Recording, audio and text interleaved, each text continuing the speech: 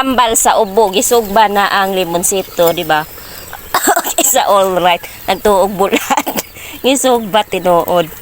Ang limonsito no, ako ang gisugba, syempre ato ning imnon para mga effective ang ato ang kuan, ato ang tambal, ato ang kutsilyo itak bulo. Oh, isa pa.